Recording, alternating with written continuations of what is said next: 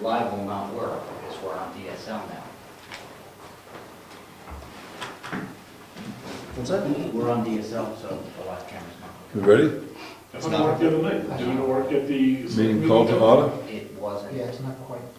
No? Still it wasn't DSL at that point. Oh, because I talked to Lance, he said we've had it for over a week now. I just spoke to him. Oh, because he sent me an email, he said we've had it for a week. Two different stores, same guy. Unless the configuration was changed when he was here this morning. Oh, he was here this morning? Yeah. Got it?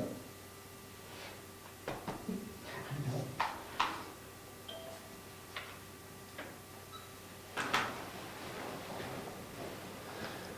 .6:30 call to order. Roll call, Judge. Rich Charette, Present. Ron Collins, Here. Gary Ciccolone, Jim Freeman, Ed Comeau, Here. David Champion II, Present. Rich Zacher.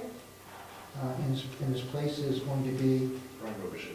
Brian Robichaud, Brian's present. who is present. Richard Peckham, Here. John Merrigan. So we have two regular members that are absent at this time, Mr. Chairman.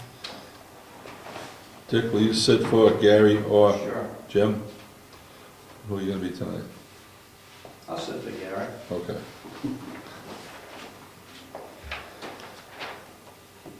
All right.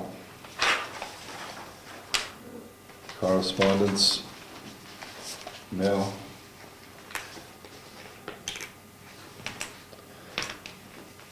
George, in order to allow us to have more time working on the things at hand, I'm going to ask you to take any correspondence that is emailed to us and distribute it to all the members. Also put a hard copy in the room, and during the meeting, we'll let it be known how many emails have been distributed in the room waiting. Anything that comes in a letter form envelope, I'll be happy to read.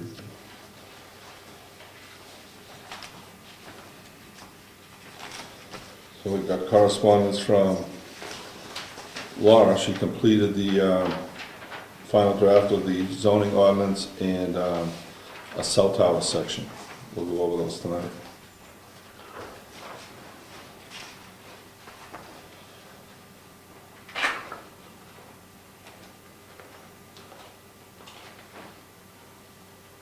From Plan Link Bounces on behalf of Nicholas Coates. Details about the November 1st conference. New Hampshire Association of Conservation Commission annual meeting, November 1st at the Laconia Middle School. From Robert Crooney, negotiating good cable franchise agreements, Wednesday, October 29th at the Regional Economic Development Center in Raymond. Stratford Regional Planning Commission, weekly update.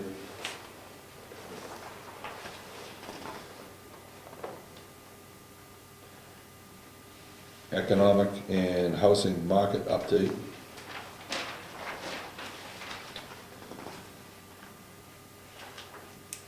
Stratford Regional Planning, weekly update. Stratford Regional Planning Commission, news. Promotional premiere, untitled attachment.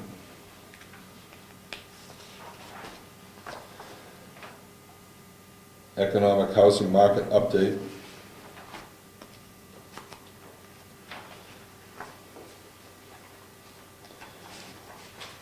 Interesting article from New Hampshire Town and City attached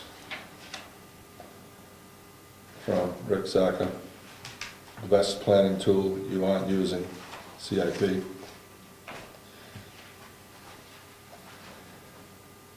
GIS workshops, Concord, New Hampshire. Fish and game.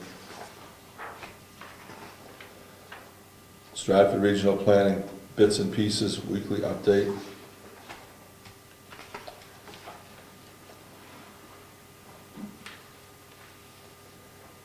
Michelle Zidell, UNH,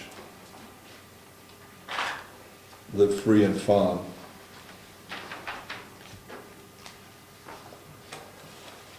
Broadband Mapping and Planning Workshop, UNH. Stratford Regional Planning updates. Stratford Regional Planning 44th Annual Meeting at Laconia, November 1st, Laconia Middle School, 8 a.m. to 3:45 p.m. Anyone interested further in any of this correspondence will be in the room.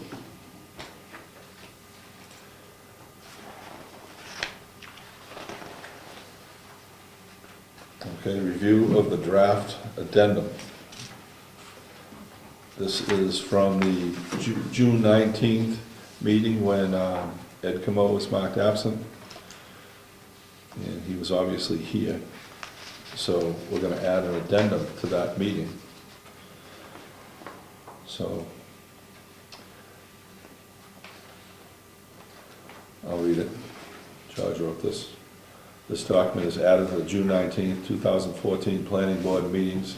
It is in recognition that the attendance record does not list the person who was present at the meeting. Previously, when reviewing the June 19th, 2014 minutes, the Planning Board voted on July 17th, 2014 to amend the attendance record by recording Ed Comeau as absent, though he was present at the meeting, and then approved the minutes. At the August 21st meeting, the error was recognized and is documented in the minutes accordingly. A hard copy of the June 29th, 2014 Planning Board approved minutes were distributed to the Planning Board members. The administrative assistant explained that the minutes were amended in error. The amendment was to place Ed Comeau's name in the absent section of the document. However, Ed Comeau was present and participated in the June 19th Planning Board meeting. After some discussion as to how to correct and approve the minutes, the following motion was made. Motion from Vice Chairman Rob Collins, moved that the Planning Board recognize that the June 19th Planning Board minutes are incorrect, seconded by Ed Comeau. The motion passed unanimously.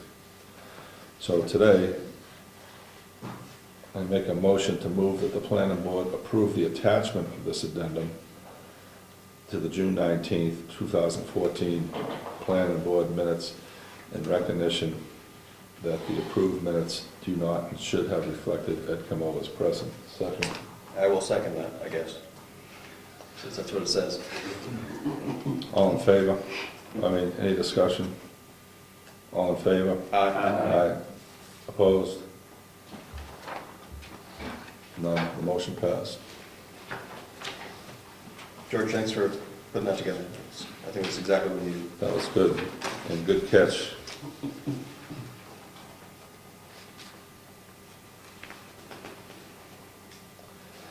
Okay, moving on, review and possible approval of the September 18th Planning Board minutes. Let's all take a moment to have a look at them.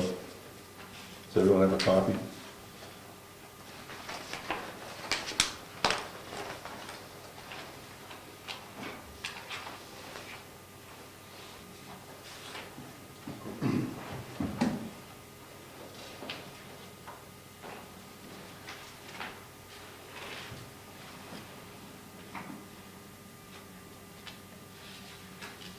George? Yes. Sorry, Mr. Chairman. By that I mean George. Under old business, Roman numeral 8, old business, A, CIP surveys, item number 4. It says $120,000 per year for 10 years. That was for 6 years.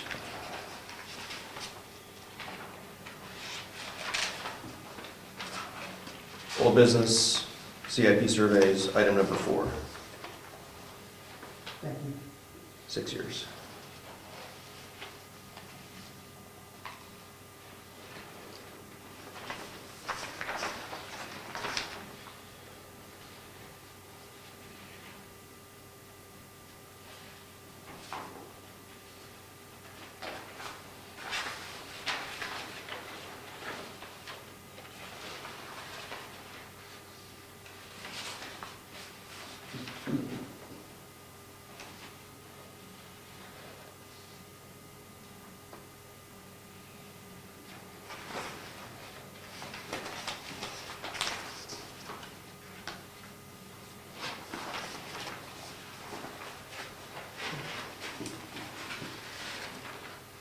Mr. Chairman, on Yes. the letter that's attached from the Wallers, Yes.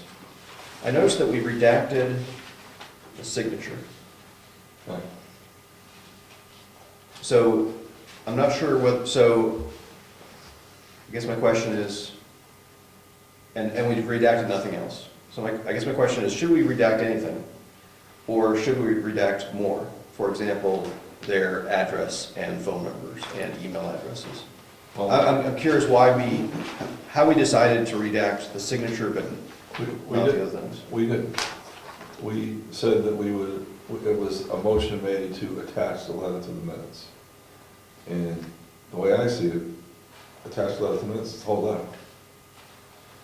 And I don't know why the signatures, did we get it like that, Judge? No, I've been redacting anything that's been going on the internet, is what I've been doing, signatures on there, for fear that there might be something that will come back to us because somebody's using that as a tool for forgery. I was never instructed to do that, so I can stop doing that anytime the board decides to. I think that was very prudent. Yeah, I think I'm not saying that I believe that redacting that is wrong. I'm just wondering whether we should, No, I mean, it's a public record in the sense that, I mean, they sent a letter to a public body. It was read in public, it was handled in public, there was nothing, you know.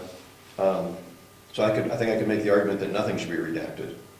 But at the same time, you know, like to George's point, it is going on the internet. And I don't think we want to create a situation where somebody hesitates to correspond with us. I agree, you know, it's submitted, it's a public record, it was read, it was attached. It should be in whole, but I'm not up on internet security and stuff like that, and it makes sense to just cross it off. I mean, that's no big deal. Signatures on record. We still have the hard copy, right, Judge? Yes, the hard copy is under redacted. Exactly, I think you use So- at any time by the public whenever they wish, but having it out on the internet where, you know, somebody from Hoboken can, as George said, make an attempt to forge a signature, especially if possible other So personal information. in the interest of protection of citizens, I don't mind that it's crossed off. We can put a note on there, signature on file. I'm not. Do the selectmen have a policy on, like, correspondence that comes to you from, like, a person in public? We've posted it in whole, we've never redacted signatures. Judge, you could be in big trouble, you get that signature on that time. But the copies of this do not have, my signature, see, this was a PDF file. Yeah, This is a PDF that's attached to this. When I post on the internet, the rest of this document, it's not a PDF, and I do not put my signature on there. So in other words, it's just a Word document. Yeah. So I've been careful with my signature too. Ed? Any information that comes in from the public should remain as it is. So if you don't want to put something on the internet, I understand that, but what's archived? Which one is archived? The one that has all the The information? hard The original copy. document, unredacted. Okay, I would say if the original that's unredacted is archived and accessible, then I think it's acceptable not to put signatures and everything else on the internet. Anyone else? I would second that. So motion. Do we have a motion? I motion that we remove any personal information such as a signature. I would like to also add that phone number, cell phone, and email address be removed as well. Only on, Only on the Uploaded. internet, uploaded document. Second. Hard copies remain the same. Hard copies remain the same. Second. Any discussion? I think that I support the motion. Just so we're clear, are we gonna, does the motion include, so the street address, their town, state zip code is on there as well as home, cell, and email. Is the motion to redact just the phone numbers and the email and the signature? Yes. Okay, and leave their address? Correct. Okay. Address should be a matter of record, for anybody addressing the board in the first place. Well, I mean, these are not people in town, right? These were just some random person. But they were addressing the board, so. They sent it to us, we're throwing it up on the internet, a copy on the internet, will have all of our correspondence, all that stuff removed. And, But similar to somebody coming up and saying, okay, I'm John Doe from Life Road. That kind of thing.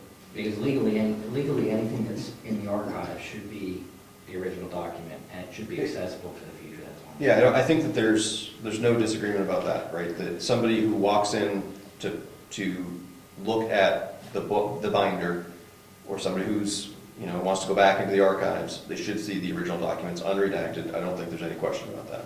It's a question of what we're gonna put on the internet, so. I could see also maybe redacting the street, house number and street. So you'd have the town and state and their names, and maybe nothing else. But that, it's your motion, I don't feel strongly enough to actually propose an amendment to it, so. all in favor? Aye. Aye. Opposed? Motion passes. Judge, on this and future documents, strike the signatures, phone numbers, and addresses. Address is going to say phone numbers, Email address. Mr. Chairman, you think we should include this in our rules of procedure? Maybe we can have George also draft a proposed change to the rules of procedure to reflect that. Make a motion. Mr. Chairman, I move that we ask George to draft a change to the rules of procedure to reflect the prior motion that we just passed. I'll second that motion. That's a good idea, Rob, because it's not the rules and procedure, we forget. Oh, yeah. So this will make it policy. Discussion? All in favor? Aye. Opposed? Motion passes. Judge, will you make a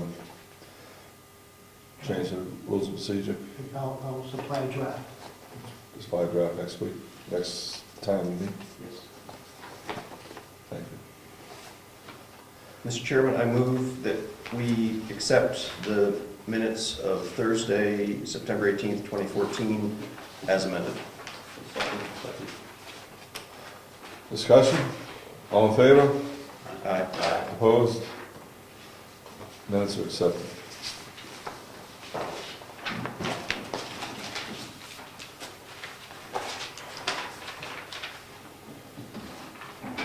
Moving right along, 2015 Planning Board Budget. Does everyone have a copy in front of them?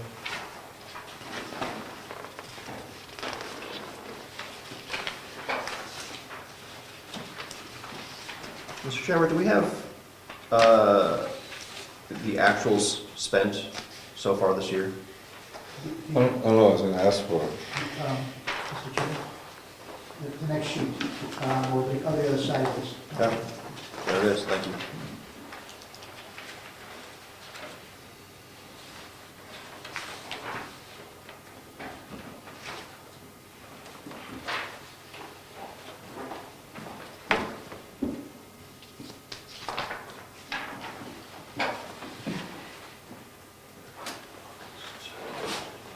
You got in that planning column, it's all.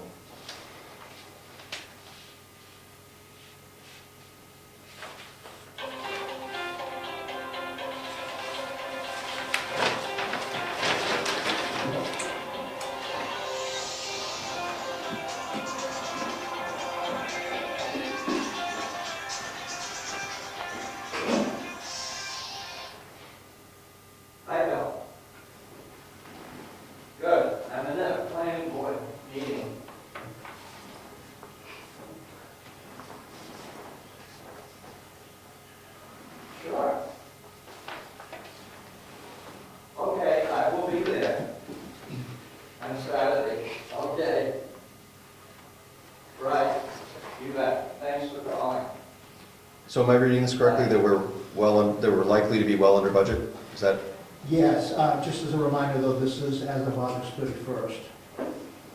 So- Right. So we are missing a good month. Did we get a bill from Laura yet? Not to my knowledge.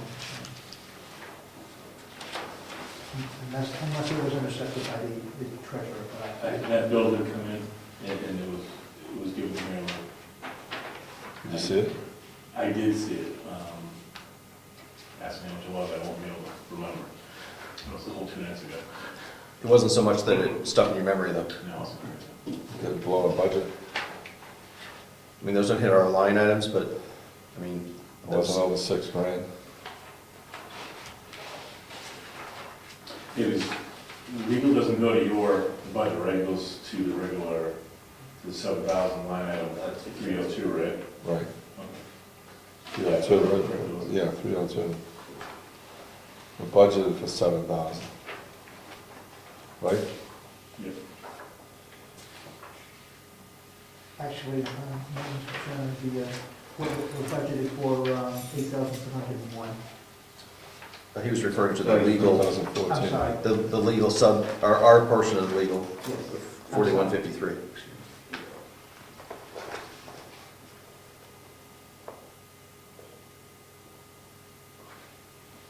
George, do you happen to remember how many public notices we've done so far this year? No, I can find out pretty easily though. Because we know we're gonna probably do a couple more still. We can't have done more than a couple, right? We're only halfway. Yeah, I don't believe it any more than two. So, You do like 67 apiece, I think. So you got a couple more still, want some range there. okay, so it seems like the $300 for public notices probably is about what we're gonna spend.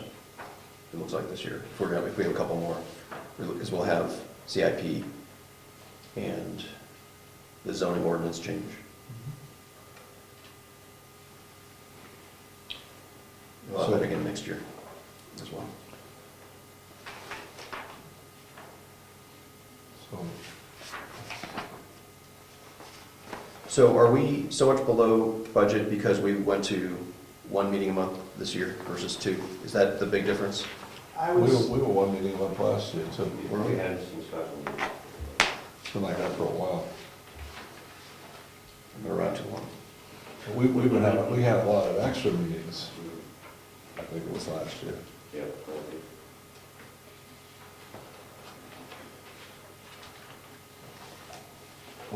The legal expenses.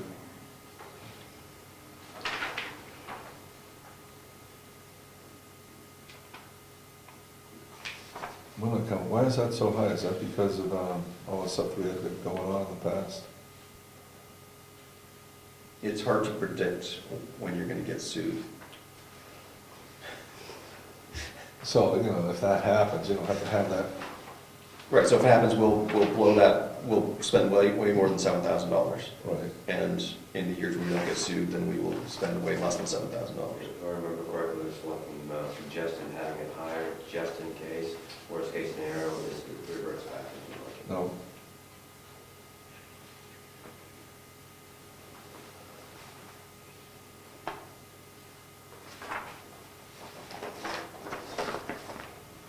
So next year, I think we're gonna,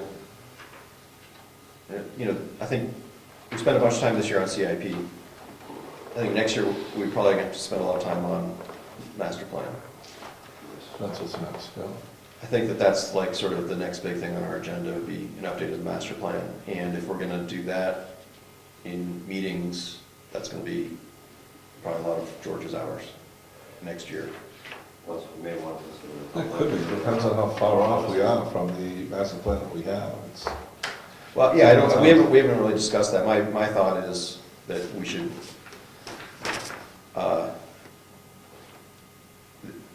there's a small fraction of what we've got in our master plan that I would be happy to keep, and the rest I think should be ditched. So, Yeah. maybe that doesn't require that much work, because we're gonna try to not write a 100-page document, but rather write a 10-page document, so. we're only a whole page for each person in town. No, we It's a don't. small town. Yes. Mr. Chairman, you might want to also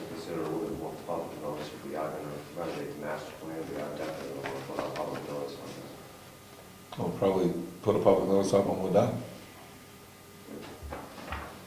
We have it on our regular agenda. There's one more, Have it on our regular agenda, we can save some. yeah. We may want to prepare just in case. So you think we should request more for public notices? Enough for at least one, maybe two more public notices. 25%?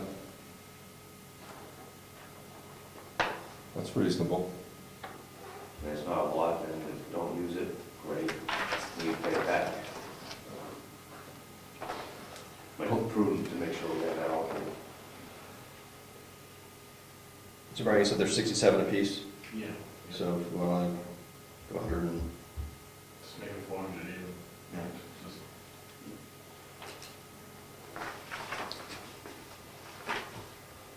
So this is gonna be proposed budget for 215, right? Yes. If you want to try to balance it out, I don't know if you've used anything for the usual workshops for a couple of years. We might be able to take some out of that. to Well, offset. someone might get motivated, I mean, we get a lot of workshops there. I'd leave that in. Mr. Chairman, do our planning books come out of the dues and workshops? Because they're due and they're ready to be picked up and ordered. I could put the order in tomorrow, it's extracted.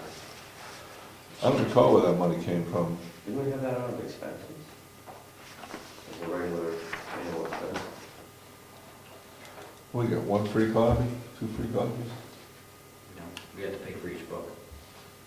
What's the bill? Do you recall what the bill was last year? Sorry, not at I all. think they were about $16 a piece, Okay. and we had ordered 10 books last time. So I would need to know before tonight's over how many books you want. If we want to stick with the 10, I'll tell them 10. George, what's our high hit count on members and alternates? It counts?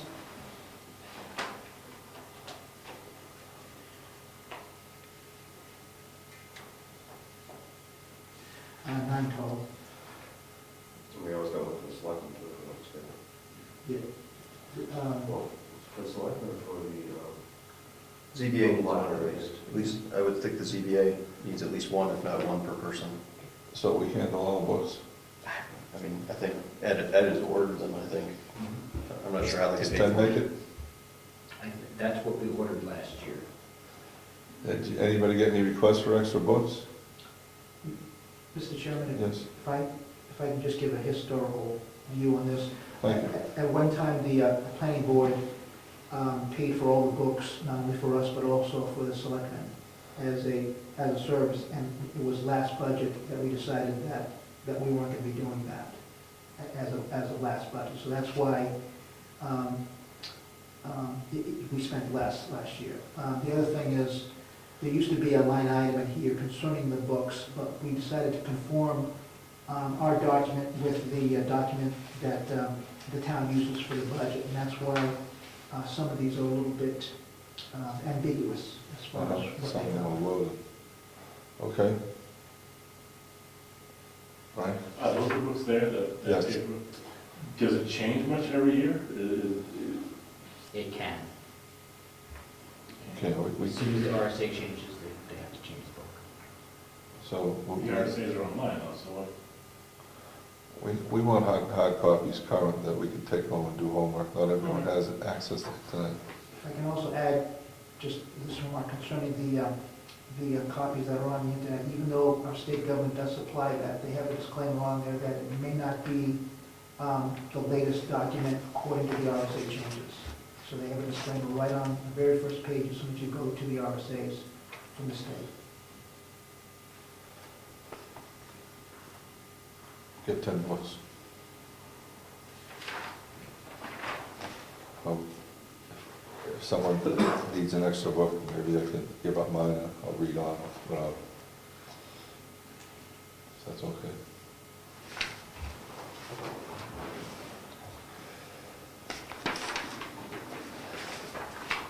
So that comes out of expenses, correct?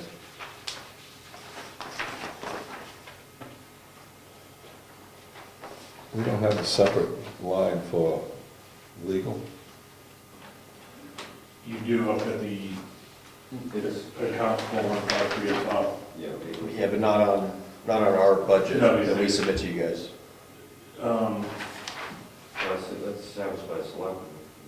Established by selectmen, but I think we would appreciate a recommendation from you guys in case, because you would know if this project is gonna mandate extra hours or not, so I think a suggested legal budget for the upcoming year would be helpful to us. Okay.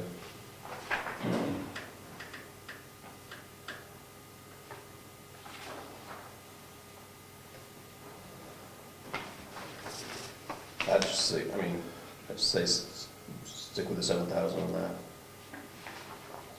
If the I would too. We have, master plan coming up. That will require the attorney to look it over. just to Yeah, make sure. imagine that's some hours there for her, so those, It's some, I mean, there's a certain set of, the RSA say that we have to do a certain set of things, right, and so she needs to make sure that we did that. right. Don't have a problem with consultation when we get a draft together, maybe some assistance along the way. That's why I'm thinking you maybe want to bulk that up, if that project is. I don't think it's gonna take that many hours for No, the yeah. attorney. Yeah, I'd stick with that. The last consultation, we wasn't anything major. It also is a couple $1,000 for the whole thing. If we blow it, we'll ask for more. If we don't get it, we'll continue next year. So do we want to lower our salary line? We're not anywhere close to, this year, we're not close to running through all that. Do we want to Yeah. lower it or just keep it as is? And, because Well, we got a little more than half left. We got a little less than half the year. And that doesn't. We got the master plan coming up. So I'm thinking in terms of 2015, what are we gonna be doing? There will be more legwork for George as far as redoing the master plan. That's gonna be a big, and CIP, of course, is going to continue. And then it's Maybe, reading. yeah. Where this is August and 8th month and still has 64% remaining, we could trim that a little bit, maybe 500,000. That would still give us a little leeway as far as George's extra time we need for the master plan situation and possible extra meetings. I'd leave it. Yeah, I wouldn't touch that. Because it's extra money built into your budget and the overall budget, but it's reasonable money. And with the extra meetings and then the work, I think you guys should keep that there. there's also a certain amount of work that we can't control, right? Somebody can come in with a subdivision or something like that. That's right. You know, Mooseman could come in with a site plan review. There were a few things brewing, You know, so, I mean, there are, potential purchase of land with the town. yeah, There's a lot of stuff going yeah, on. we don't control our whole agenda. The year before, this, the 2013, we blew the salary budget there, so I think that's why we put it up to 7,500. I think it was the hourly increase too, so. If we put a legal line in here, that's gonna make us look like we're doubling up. I can't say the way it was and have you guys assign it. Well, That's fine. we should be good with the legal line where it is and have it under control of selectmen for expenses of that size, so they have oversight over our actions. Well, they already assigned it. If we throw a line in, we're gonna double our budget, we're gonna look like a bunch of money spenders. Well, yes, and I mean, the sheet on the back is sort of what's gonna be reviewed though. That, and which has the global view of it anyway. I mean, Because for us to guess what your legal budget is, if you knew you had something bigger coming, we would rather know, and if that's as simple as emailing us. If we know, you know. It's That's, it's a small room. And that's why I'm totally fine if you just wanna say, Brian, stick with the $7,000, I'll. Right, stick with the 7 grand, We just please. pass it along, he's gonna. Thank you. so if we want to increase public notices by $100, I would like to cut $100 from something else.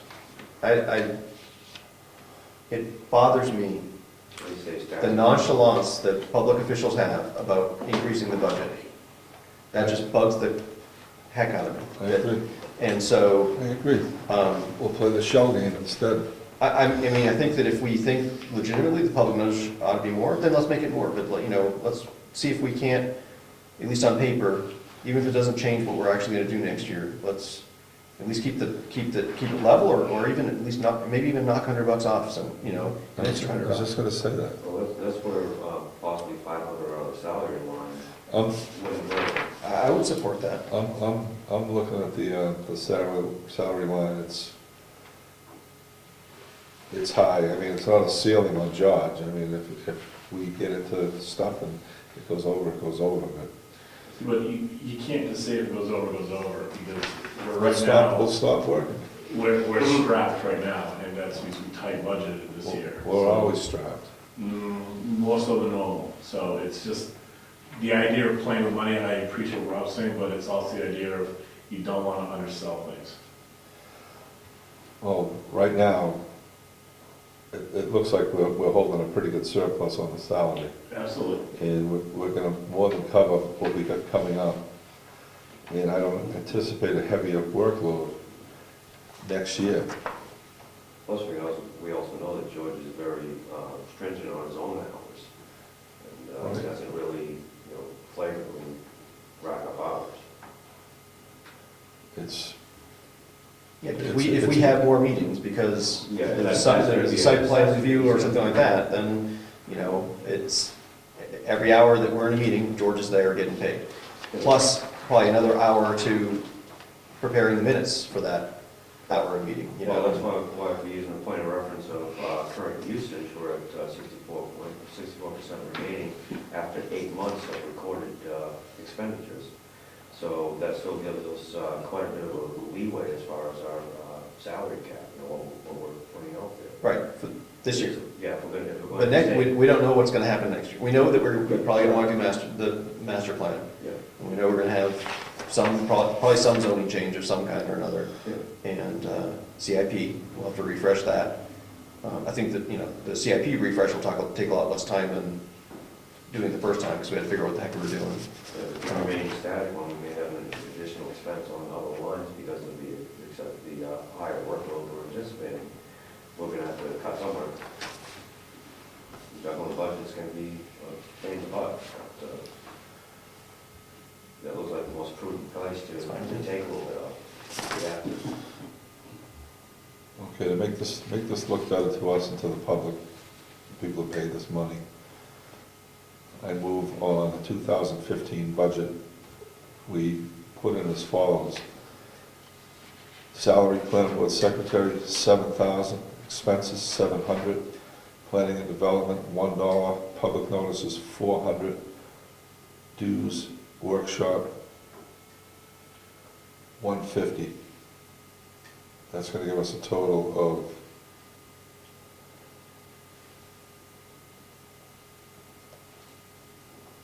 yeah, 8,100? Yeah, it's a little bit more than that. So 87, 77, 81, 82, 51. 51. 82, 51. Second.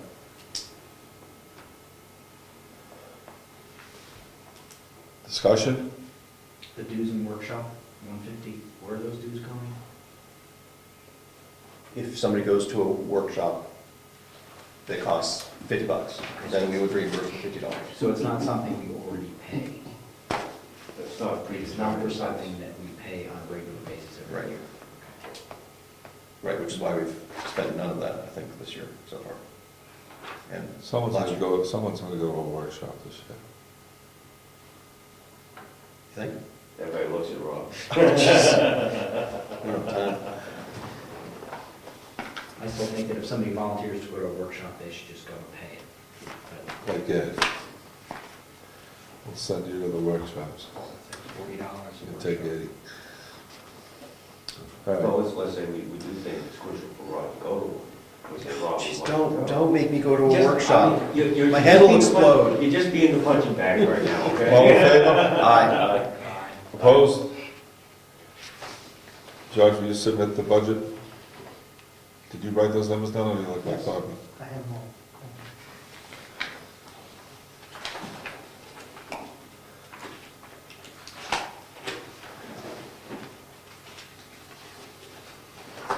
Okay, old business.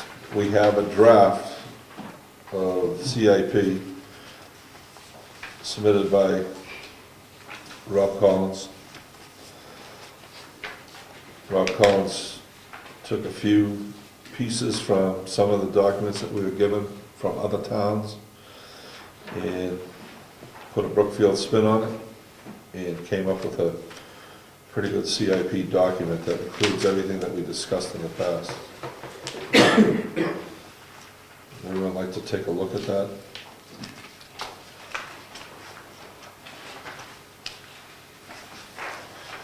It's a two-sided copy.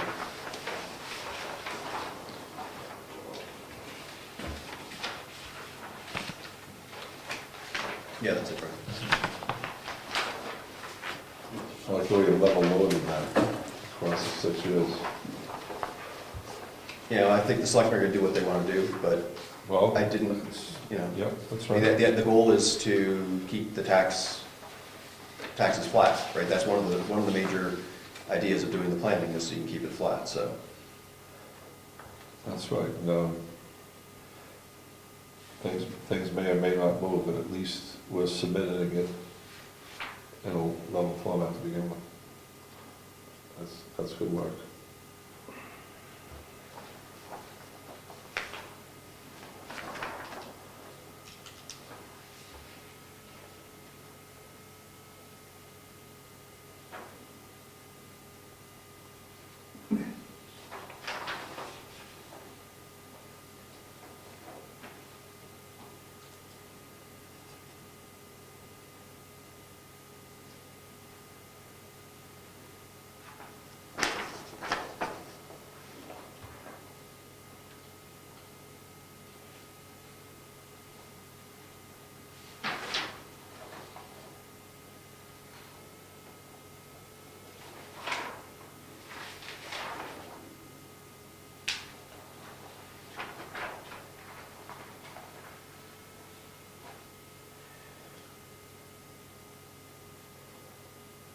Your table reflects all input from the,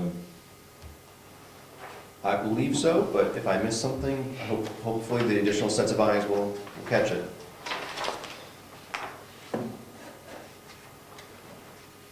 Or those are the things we should be checking for. I also could have, transcribed the numbers wrong, or something like that, so there's plenty of room for me to screw up here.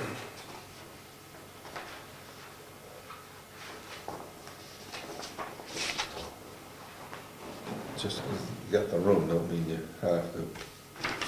Right?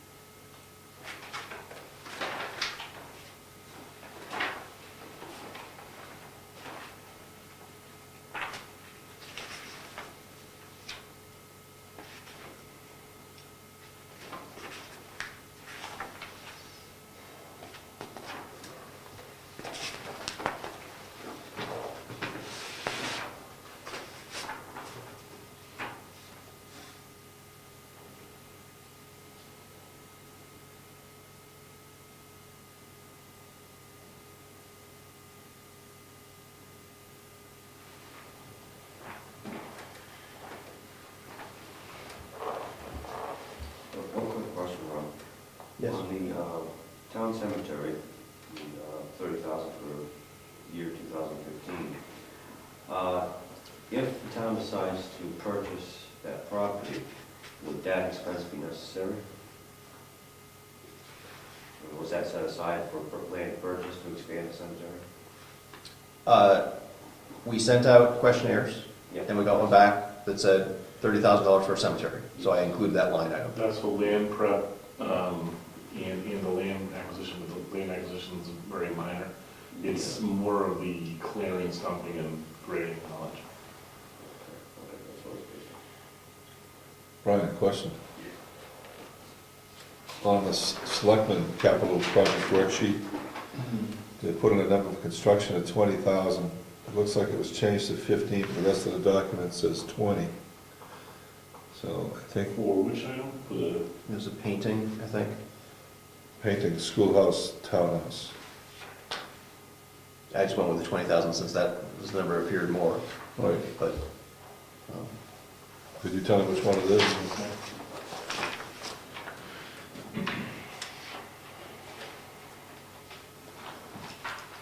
On the other side, it told us the 20 as well. That's what Rob went with. now, this is, the good thing is that, we want to get this as accurate as we can, Right. but at the end of the day, the selectmen are going to do a budget, That's and they're right. going to write warrant articles proposing, expending money and things like that. And so this, the idea of the CIP is that at this point in time, we do the best we can, but the selectmen, if the information ends up being different, they will just do the right thing, so. I would go with the 20 because Okay. it seems like the number we're carrying around there. Okay. So, Mr. Chairman, do you mind if I, as you continue, just Yeah. talk through a couple of these things? So, Go ahead. I'm just On- checking off the things. yeah, I appreciate that. So on page As suggested. On page 1,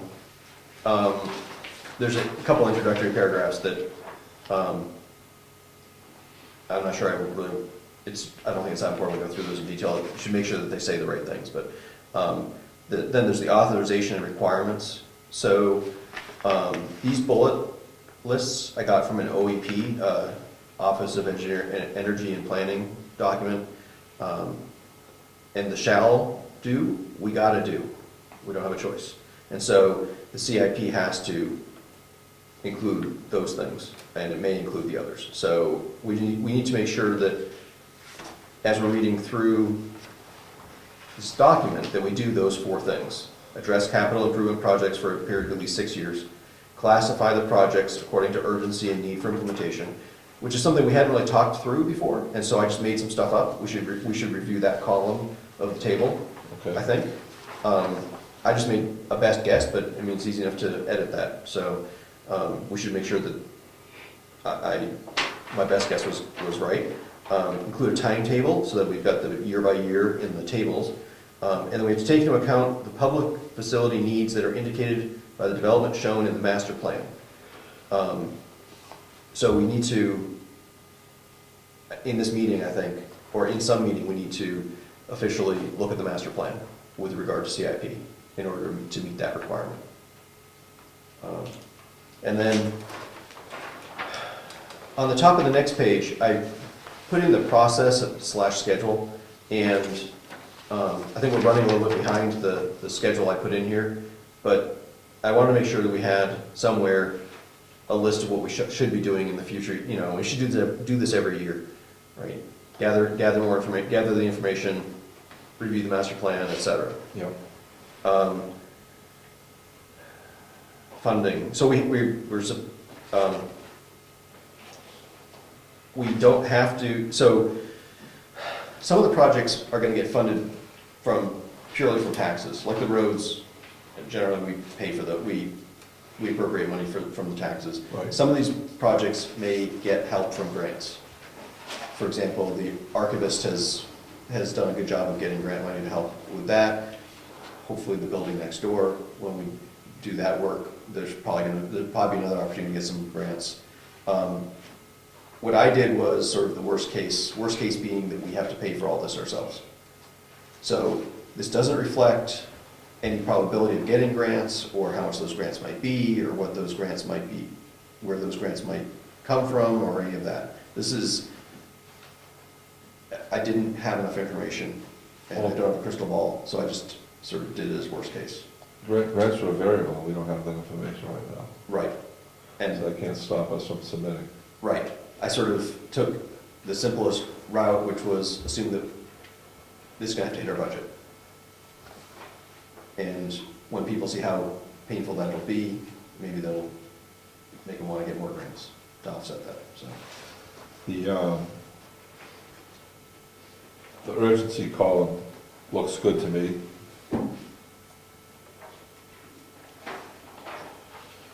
Yeah, I just tried to go with high, medium, low. I didn't mean, just so there was some differentiation. And the couple I marked low, shared office equipment and the land purchase, I put as low because if we had to push those off or couldn't do them, things would grind to a halt. Right. That was sort of what my mindset was on that. I mean, obviously, eventually the office equipment will need to be replaced. Right. But does it have to be replaced in the next 6 years? Probably, it wouldn't be the end of the world if it didn't. So. And that reflected by being pushed out. Also, the restore the townhouse, I don't know, that was the one I hemmed and hawed on the most. I put it as medium urgency, but I also, if I understand correctly, that could become urgent at some point because, if the plaster starts falling, it's much easier to mitigate that while the plaster's still up than after it's on the ground. Right. So I didn't really know if that should be medium or high. Well, I think medium fits because it's something that has to be done. And it's, again, like you said, on the lows, it's something that's not going to grind us to a halt in the event that we have to make changes. Okay. Dick? Still on the townhouse, the figures go out to 2020, and the figures are so much different each year. How are those Yeah. figures arrived at? So, good question. So you'll notice that the bottom line, the year-by-year bottom line is the same every year. So I just, in the Excel sheet, I basically took all the things, every other project goes in, I put in 1 year. And then I took divide the 1.064 million over the 6 years, came up with 177,000. And so basically within each year, the townhouse is getting the remainder of the 177,000 allocated to it. Use it as a slush fund to balance out the. Well, because we have various projects in various years and they have various amounts, and I wanted the bottom line to be the same, I just said, townhouse, we're gonna be putting money into it every year. Whether we're expending it or not, we're gonna probably wanna build it up, and so I just had that be the one that would vary. But I assume that the selectmen will handle that budget just as they did for the schoolhouse. Yeah, and Their budget was based upon a phased progression of construction. Right. So those figures can vary widely depending on what they decide to do in a particular fiscal year. Well, the total cost is what they asked for. And the bottom line that we're submitting is balanced. And that's the biggest and the most flexible number. So I see where Rob made adjustments on those over the 6 years to make the bottom line balance.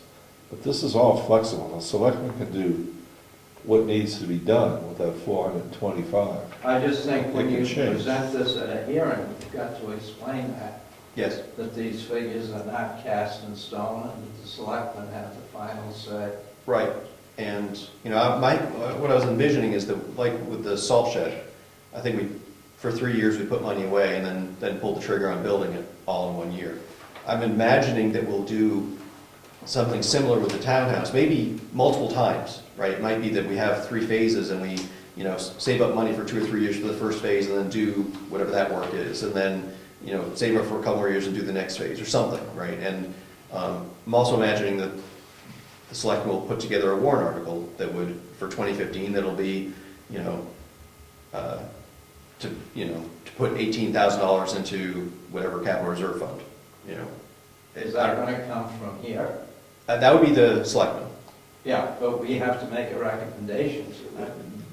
My understanding is that this is our recommendation. Okay. Right, and then they would take that as input to the budget, and then go through the budgeting process, where they'll get a bunch of public input on that as well.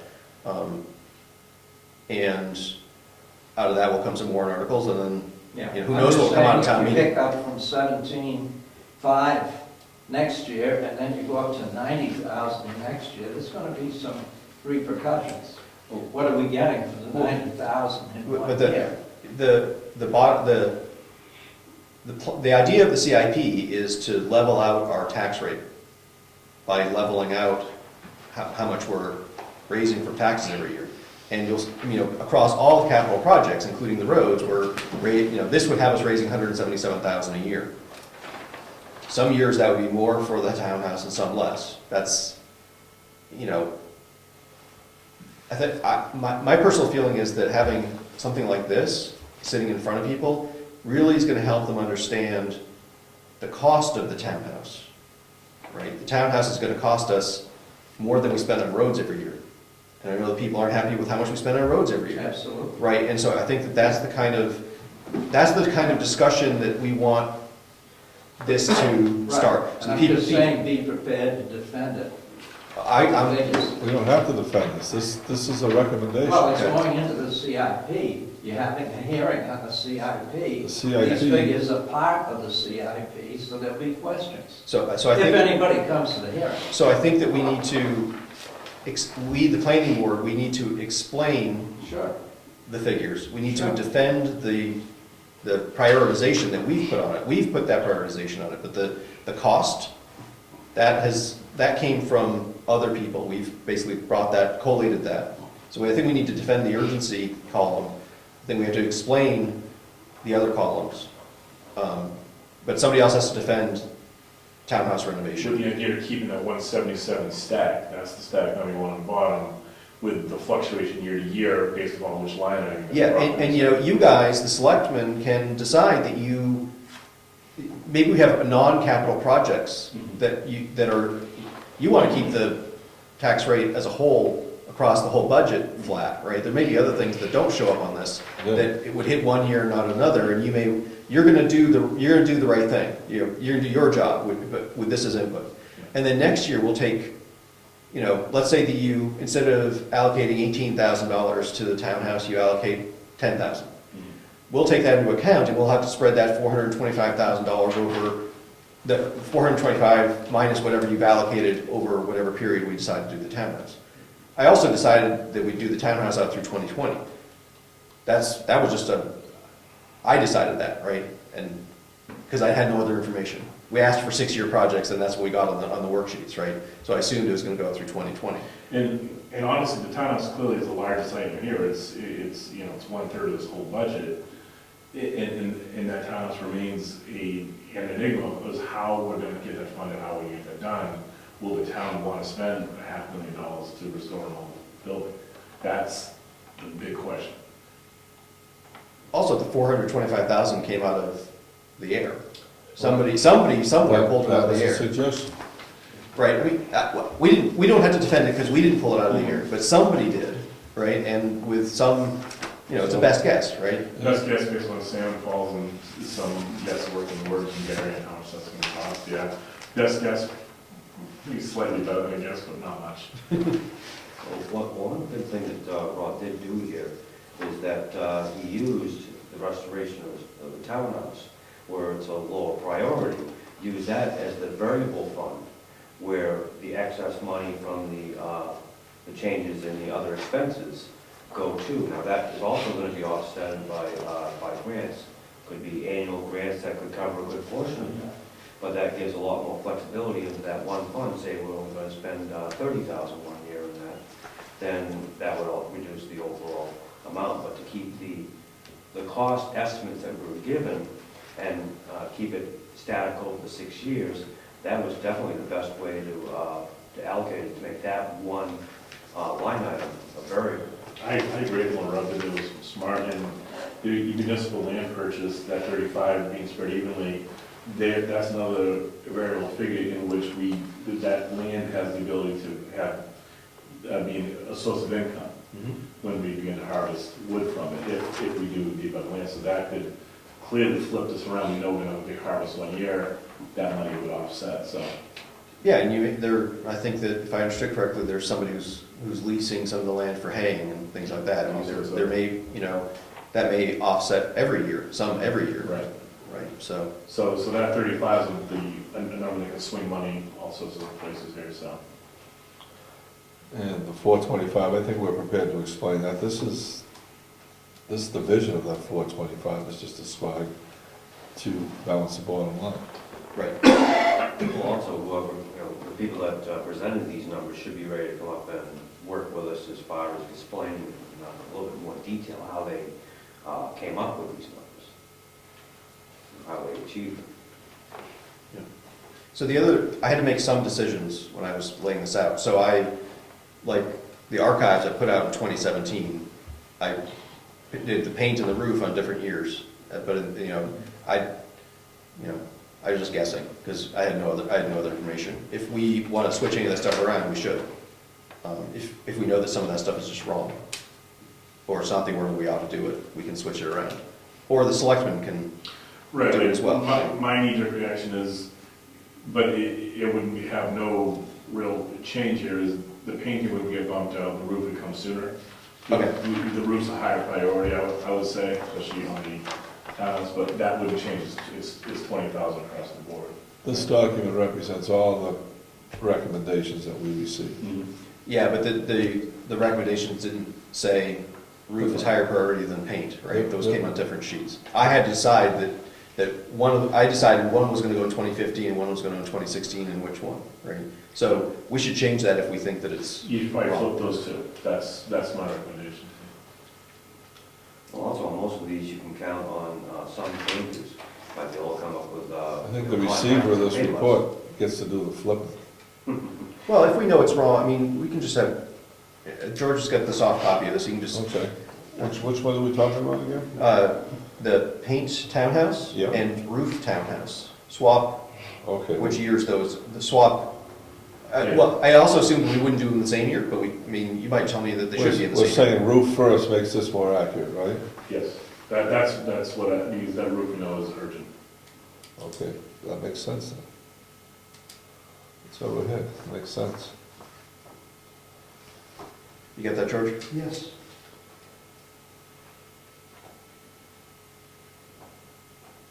So, George, the Word document has, this is an embedded Excel spreadsheet. Have you used that before? No, I haven't. Okay, well, when you go in there in Word, just double click on it, and it's gonna be an editable Excel spreadsheet embedded in the page. Super. Thank you. Good advice. And hopefully everything will recalculate. I don't know how good you are with Excel, but We'll find out. if you have problems, call me. Thank you. Or, if Excel somebody, is great, but it can be frustrating, tech, if you don't know what you're doing. Are your formulas taking the whole column? If they are, you can just drag them. you'd have to look at what I did with the formula. I mean, it probably, Yeah, then when you get it into Word, you're probably not gonna be able there's probably a reference from the year column to the cost column, and I mean, it's, Get ready for an explosion, Judge. Go from a $1 million budget to a $4 million overnight. yeah, I've done a lot in Excel, so it's probably not it's easy, it has the fewest things that need to be updated, but like if you change one of these costs, everything would just recalculate, but just by changing that one cell. But that's not necessarily the easiest thing to edit, if you don't know what I did. So anyway, call me if you have any problems. Thank you. Or if you want, I can edit it and send it to you.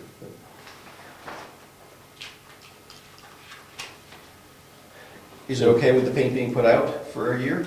Yeah, our higher priority painting issues were this building, the salt shed, and the utility shed. That over there's a lot of question about how much is salvageable with regards to the wood, especially the lower condos and whatnot. So I would say the urgency levels more on the roof, keeping water out is where we're at. And these buildings will be okay for another couple of years? These buildings for a roof here, or you mean painting? Painting. We already painted this building. Okay. We just did that this spring. The only we didn't do was that, because that was around $18,000 to paint, so. Your 20, number was just us building an extra there in case we need to get replaced or whatnot.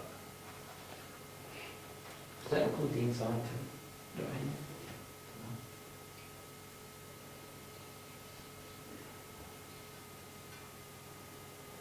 Okay. So you make the changes on this, George, and we'll roll out again next time? Also, master plan, take into account public facility needs that are indicated by the development shown in the master plan. Yeah, so in the master plan, I'm not sure if you guys have yours with you, but section 2.07, which, I don't know, it's, I don't know, two-thirds of the way through the document. Go ahead. Well, it doesn't say much. I mean, it says that we should, in terms of goals, we want to assure adequate level of community facilities. We want quality town services and facilities, and we want a reasonable level of recreational services and facilities. And it says, there's a section on capital improvement plan that basically says that we should do it, and everyone should participate in it, which I think they mostly did. I think we covered. And we got this possible municipal land purchase that's gonna set us up for Yeah, so, public facility, well, so in terms of facilities, recreation, et cetera. so the sections in there are capital improvement plan, which we're talking about now, property tax relief. Property tax relief basically is talking about impact fees, which we can, once we've got an approved CIP, we can, I think, then move into impact fees if we want to. I don't think we need to talk about that tonight. Police protection, I think that we would be anticipating continuing on with Wakefield. So I don't think we have any facilities for police. Same for fire and ambulance. There's a library. I'm assuming that we would continue supporting Wakefield's library and using that, not building a library. Solid waste disposal, same thing. Education, we didn't dig into CIP, that in context of CIP, but we probably should think about doing that in future years.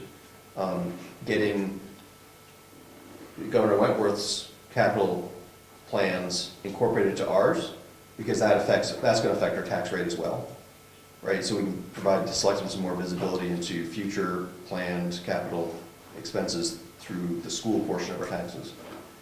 I'm glad we didn't try to bite that one off this year too, but we should at some point. And then recreation, desiring to provide reasonable recreational opportunities for its residents, the town encourages the provision of recreational facilities through the development review process, such as providing town access to Kingswood Lake. Town meeting house facilities, that says the town will continue to be enhanced with additional facilities and amenities to meet town service needs, enable a central area for outdoor gatherings, promote pedestrian movement within and access to the facilities, and reinforce the town's historic New Hampshire architectural character. And under implementation strategies, how we achieve it, it says, there's one item there, consider acquiring additional land adjacent to the town hall area for a central park or other community facilities. So. Okay, this is great for a first swag, we should submit it once the changes are made. So, yes. So in terms of the requirements to review the master plan, George, if you can just make sure that the minutes reflect that we did it, that there's an item that reflects that we took into account public facility needs that are indicated by the development shown in the master plan, then that I will be dotted and T will be crossed, so, And all the bullets will be covered. right, Very good. okay. And that master plan is gonna be our guide for future work on this as we update annually. Right. Very good.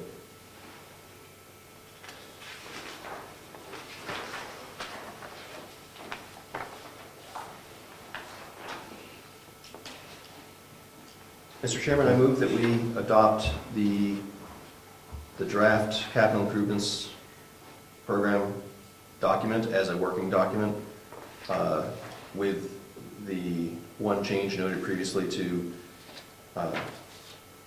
paint the townhouse in 2016 and roof the townhouse in 2015. Second? Second by Jim. Discussion? All in favor? Aye. Opposed? Motion passes to accept the working document.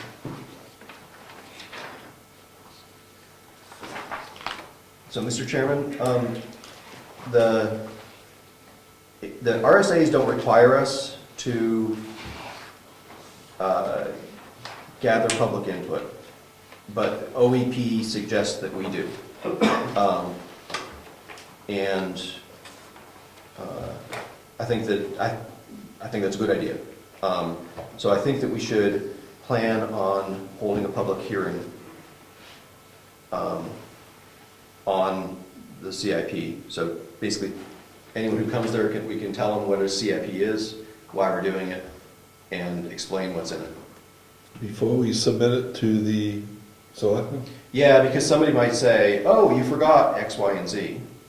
Or, Maybe we did. yeah, right, I mean, somebody from the public may say, oh, but, you know, we didn't know this was happening, there's this other project we'd like to include, Okay. right, get it in the planning, right, and so, and that's easy, right, we just add another line to the Yep. spreadsheet, right?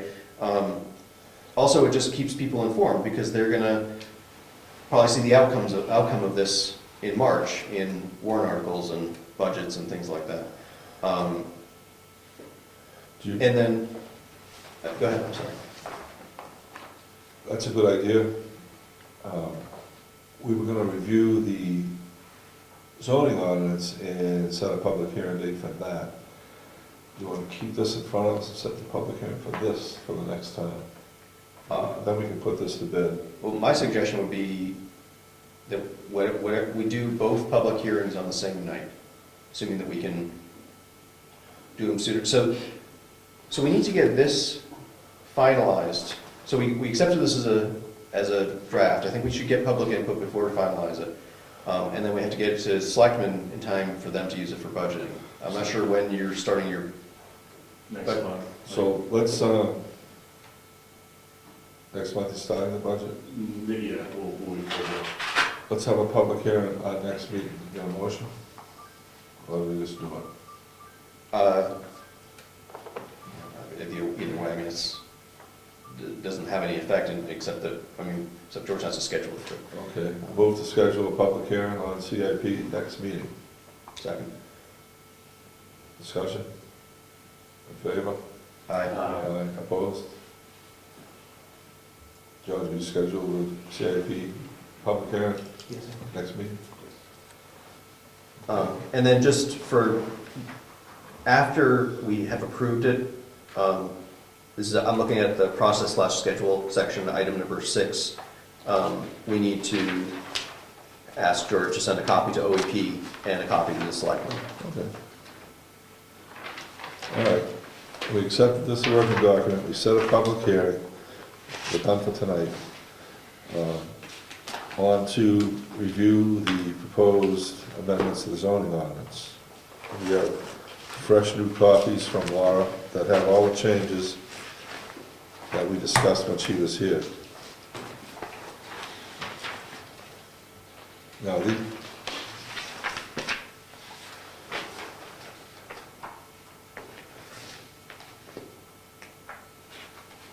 these changes are highlighted there, right, Judge? Yes, they are. so we don't have to pull out the old one.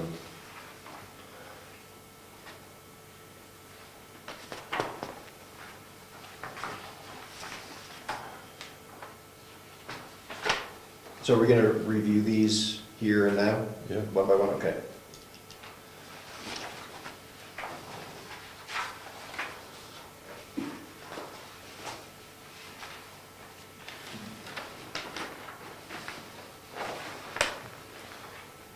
So on the final one, everything that's struck will be removed and the large print is what replaces it, correct? Yeah, so Example. the black text is unchanged. Right. The gray text, what came out as gray when it's printed here, is something that's gonna change. If it's crossed out, it'll be gone. If it's underlined, it'll be added. Okay. If it's black, it stays. If it's black, it's unchanged.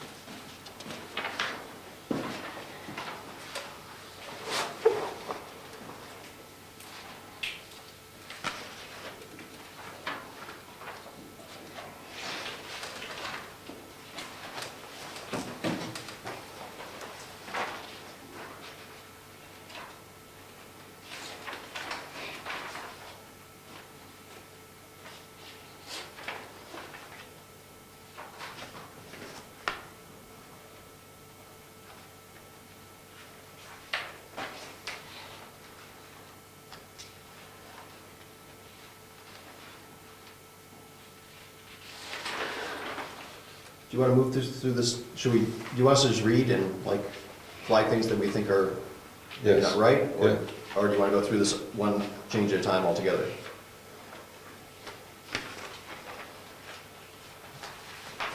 Let's read through and flag something if we find something that's not right. Okay.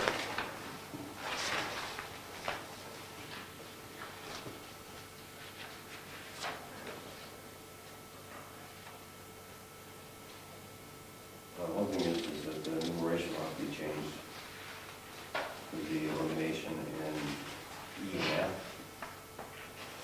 You have that recorded on there? That will happen. That'll automatically happen. Yep. I'm sorry, where are you talking about? Oh, I was looking into this here, I didn't see it. I don't know what this here is. Numerations could change Um, as things are. Personal wireless facilities. Okay, I haven't gotten there yet, but That's- In there, That's a Yeah, separate Be page. on page, let's say the page, the sections E and F. So that came separately, but that would be incorporated, right? That was, I believe that's variances.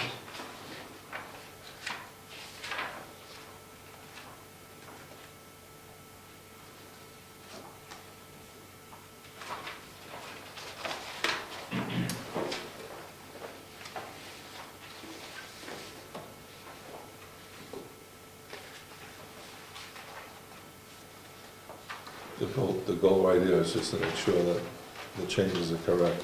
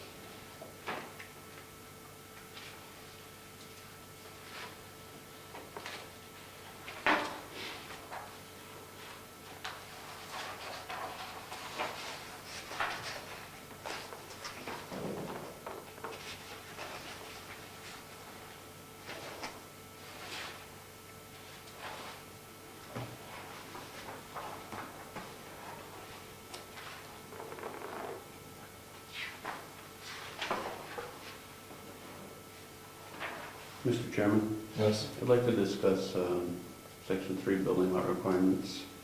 C, the lot width right of way. Page. This is page 6 of 56. Some discussion that I don't recollect that we had regarding allowing a buildable lot to be considered as long as it had 250 feet of frontage on a private right-of-way. In the previous notes I have, I don't have anything referring back to that. I thought it was a class 5 road or better. We discussed that at length. Didn't private right-of-ways have to classify as 5 or above? Jim, Yes. I guess I happened to be present at that meeting that Laura was here discussing that, and that is a contentious issue. But I think the governing argument was that when a developer puts a road or development in, that road is a private way until the town accepts it. And that's been a standard practice. The problem is differentiating between a private road that's been built by the town's road standards with anticipation of taking it over, as opposed to a class 6 road or a right-of-way that's just willy-nilly put out through the woods. So how would you classify Mead Dam Road, for example? In the context of that discussion? That is a private right-of-way that is not built to today's, it's a pre-existing right-of-way. So do you think that ought to be 250 feet of frontage on Mead Dam Road? Should that qualify then as a... It never has. It Okay. never has. But we do have houses out there that have been built.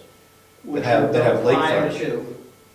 Were those prior to? Yeah, the newer ones are ones that, when there's an existing structure there, you can renovate and do that. I think what you may want to consider, that wording. Oops.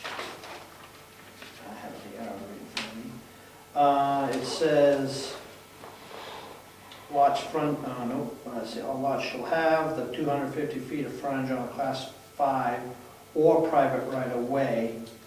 You might want to insert private right-of-way that has been built to town road specifications. That will, I believe, create a line on pre-existing woods roads that are private right-of-ways versus one that, the issue becomes, at any given time, you start putting houses on a willy-nilly right-of-way, for lack of a better term. You get enough of them out there, they can convince the town to take them over for maintenance. And we don't want that.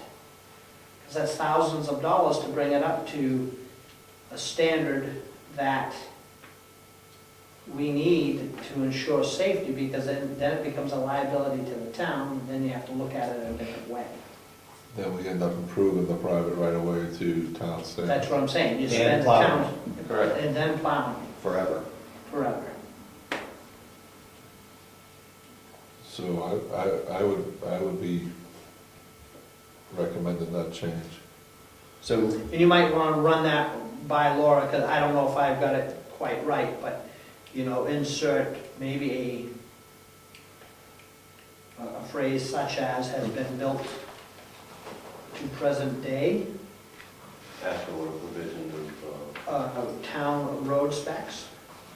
I think my question is, why would we add the term private right-of-way when it never existed prior to this?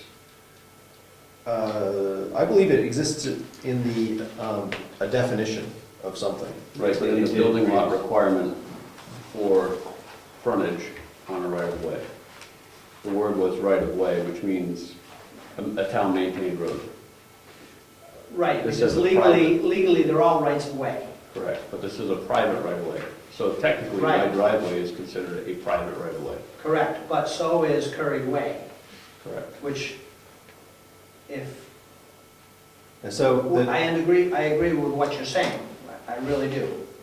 But the issue becomes when a developer does something in town, and if we go by the letter of the law, the way that it's written in this document right now, or, I'm sorry, the way you think it was, how is that developer gonna sell a lot? Because that's a private right of way. So he's gotta put the development in, do all the engineering and surveying, then he's gotta convince the town to take the road over before there's any houses that can be built in there. That's the issue. Because those houses, and I use Curry's Way as an example, those houses are on a private right of way. so the current zoning, under the definition for lot, HH, on page 47 of 56, it says, said lot shall have frontage on a public street or an approved private road.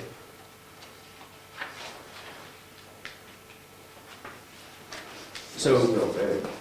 it is vague. I don't know what approved means, but I think that was part of the issue. But if we went with, who would be responsible for deciding whether the private road had been built to class 5 specs, or whatever the town requirement for a road would be? Is that the code enforcement officer? Well, actually, I think you'll find that from a time in the short past, those present modern right-of-ways that were built to town specs are recorded in your office. The engineering, you'll have plans, you'll have tests, you'll have all of that stuff when you, Sure, so assuming that they built what they said they were gonna build, and, we would have seen that in a subdivision or something like that, right? correct. But what if 20 years has now passed, and no maintenance has been done on that road? And it looks as bad as Stoner Road does, which I guess is a class 5 road. Maybe class 5 roads can look really crappy.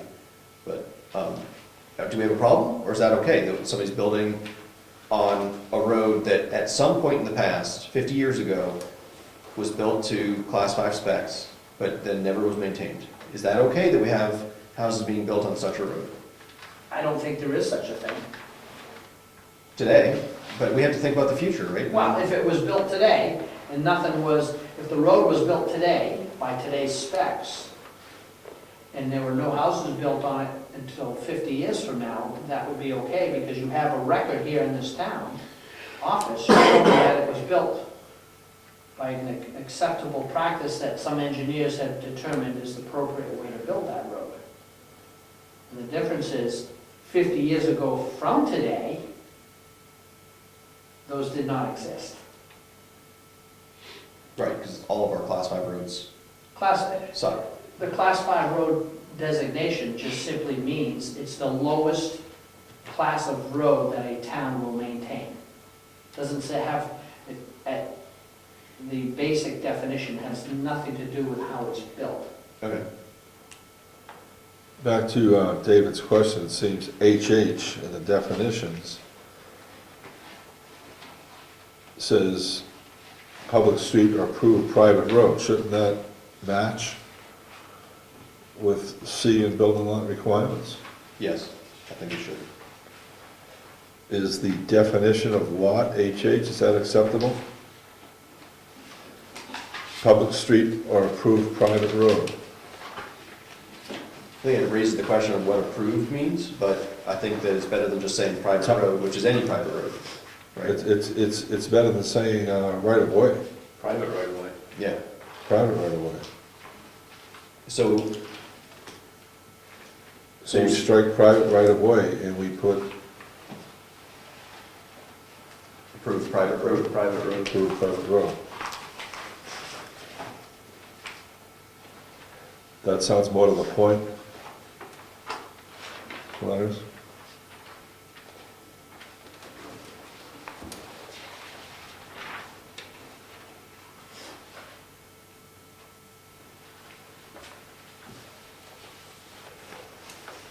At least it makes two definitions match. Yes.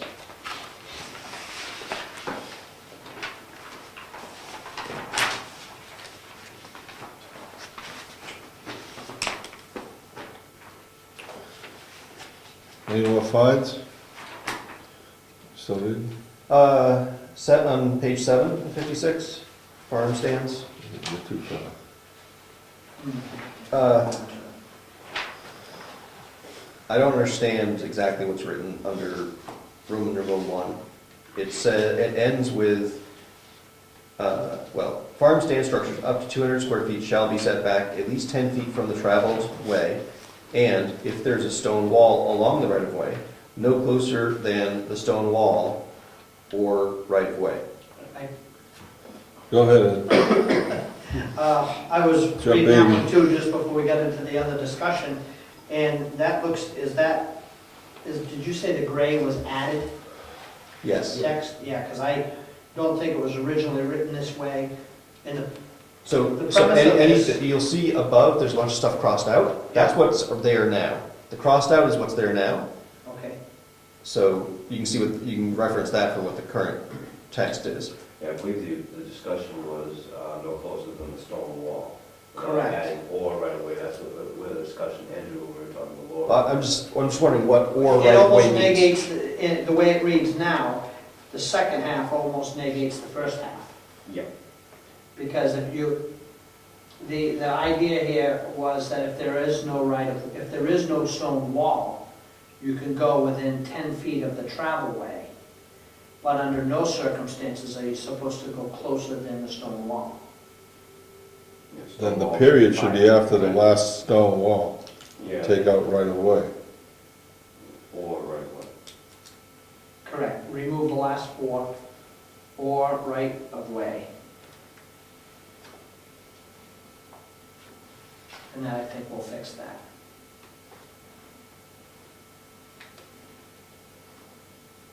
So when there's a road, there's a 50-foot, at It least varies, but at least- generally we'll call it 50 foot. either stone wall to stone wall, Yeah. or 50 feet or so of right of way that the road can sit in. Well, we'll say yeah. Well, for instance, I mean, they're all different widths all over the place, but in some places, because the different scenarios are this. Most of our roads have stone walls. Those walls vary from as little as 35 feet apart to almost 80 feet in some spots. So, under no circumstances do you go closer than the wall. In an instance where there is no stone wall, you have a travel way, which includes not just pavement, let's say, but it also includes, the travel way includes the shoulder. So, if there is no stone wall, you can go 10 feet from the shoulder in simple terms. And one of the reasons that is acceptable is because, as we're finding out on Bryce Drive, the travel way is not always in the center of the right-of-way. So if your travel way is slammed up against one stone wall, you could conceivably have a farm stand In the road. 4 feet from the travel way. And unfortunately, you have to give some parameters. The other instance is that right-of-way would be on the other side of the road, could be 20 feet from the travel way. But it's defined by the stone wall, and because of our other ordinances that say that there's no storing of stuff, basically, and almost anything within the right-of-way, you don't really want the farm stand in there. So when there is no stone wall, you kind of gotta have some guideline, and 10 feet would give you adequate snow removal, ditch work area and all that. Does that make sense? Yes. So who owns the right of way? Oh, don't go down that road. No, I don't know the. Nobody, well, Does the town own it? most of our roads in town are rights of way, which technically the abutting landowners own to the center of the road. We being the town, has the right to maintain for public safety that road, even though we don't technically own it. Okay. Only roads that are deeded rights of way, Roberts Road, I believe Cedar Park, or Bryce Drive and a few of the others, have deeds. If they don't have a deed, the town doesn't own them. But they're all classified, it's all classified as right of ways. Did I make it more confusing? No, I don't Because it think so. can be kind of confusing. So I own to the center of my street, and between the stone wall and the center of the street, have limited things, I have very limited things I can do with it, and and the town has lots of things they can do with it. Correct. As far as maintenance goes. The best way, the more accurate way to think of it is that you don't own it, and you would only own it if the town decided to abandon the road. Then it would go to the abutters. Because I'm not an attorney and I'm not a judge. And Yeah, I was about to ask, am I being taxed for my half of the road? no, you're being taxed on your deed, which goes to the right of way. To the right of way, to the stone, in my case, in the stone wall, to the stone wall. That's what you're being taxed on. So my title has a description of my property, and that would be to the stone wall. Well, But in addition, I, in theory, In- have some in property theory, rights in the if- center of the road. I won't say you own it. I would say that if the town abandons that road, because we don't own it, it would get split between the abutters. Any more questions on farm Sorry. stand structures? Sorry, thank you for getting us back Thank you, on Mr. track. Chairman. We left it as we're removing those last 4 words in item I.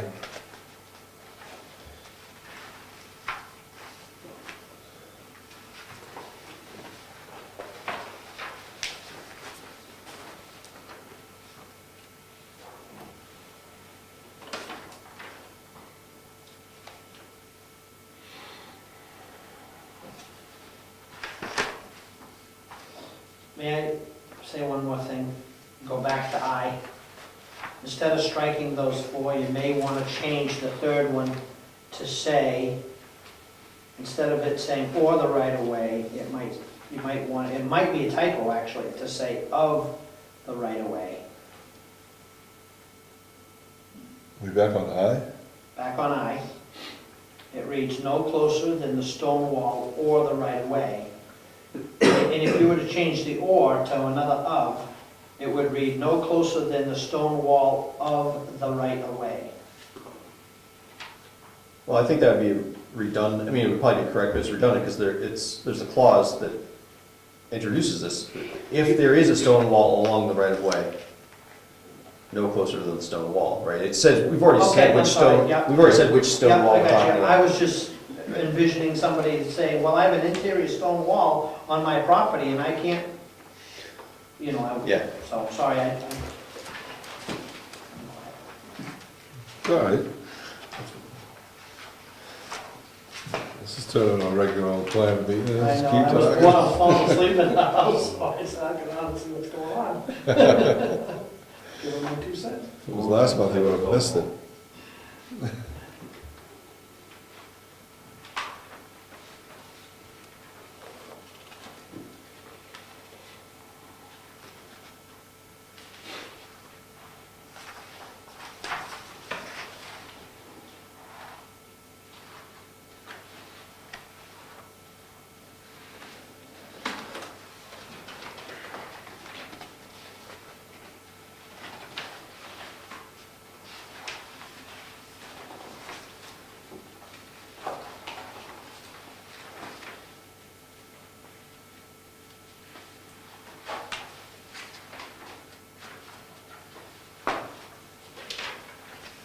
Mr. Chairman, on page 8 of 56, under rec zone, I think this is an easy one. Go ahead. Where, under conditional uses, it says, Roman numeral little I, All conditional uses require a permit from the planning board.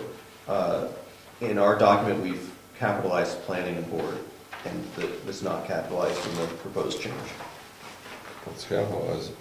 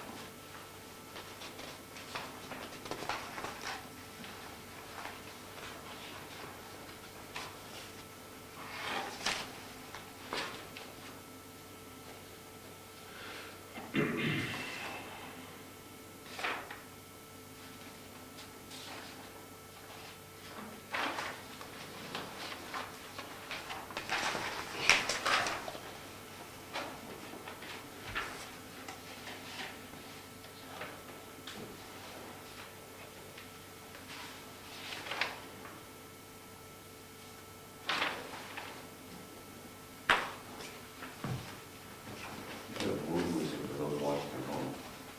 Excuse me? You should have mood music for those watching at home. I'm sure they can read along, since I'll have the document. Oh, is it up?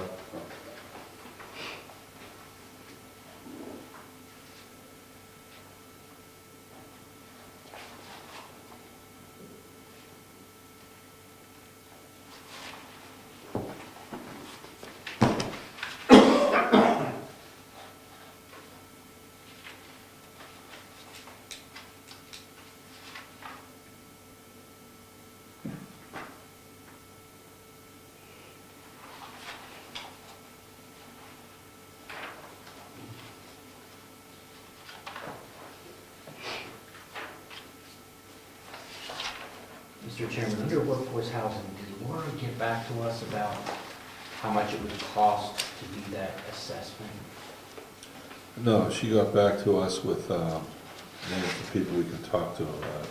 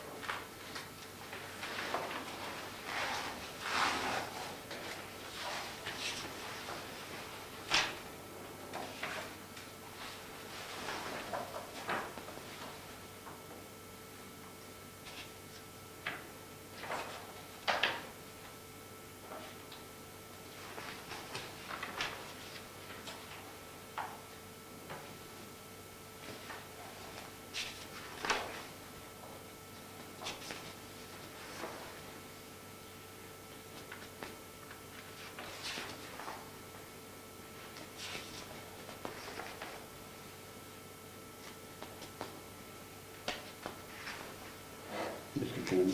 Yes. Page 3356, section 3. It says, in the event that the applicant fails to give such notice, the system shall be considered abandoned or discontinued. The system is out of service for a continuous 126-month period. I think that's incorrect. I think it should be 6-month period. It's abandonment or discontinued use. I think the 6 has a strike through. Yeah, I think it's 12-month period. I think the 6-month got changed to 12 month. Okay. It's not clear on my copy. Okay, thank you. Oh, and in the very next sentence, it says after the 6 months of in operation, we're changing that to 12-month period. The 6 in the next sentence should be changed also. Yep.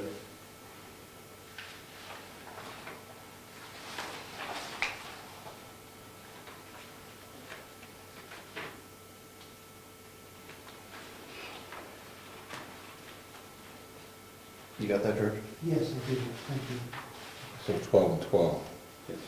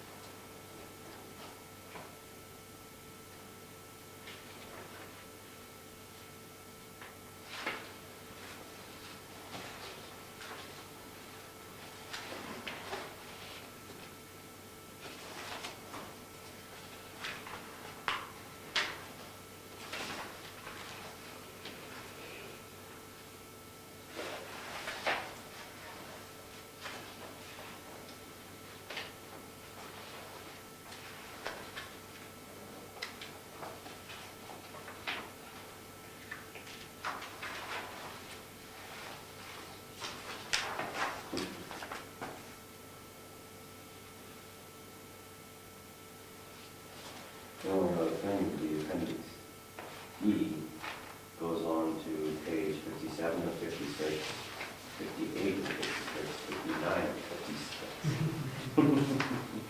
Yeah, that'll get I that. think we're a little over there. Mr. Chairman, on page 48, Yes, we just got that. it looks like she has suggested we get rid of the definition of owner, which is, I think, fine. Yes. The next definition is owner of record, which refers to owner. I suggest we probably want to knock out owner of record as well,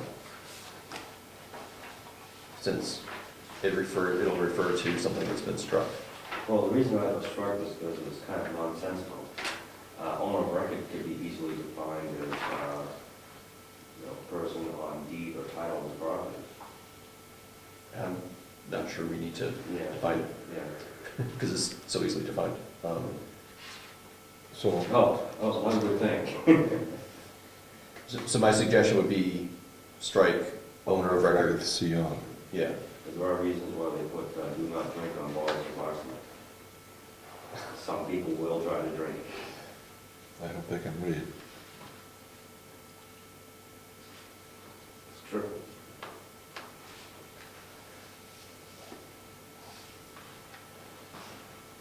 So easy to blame others for your own mistakes. Mhm.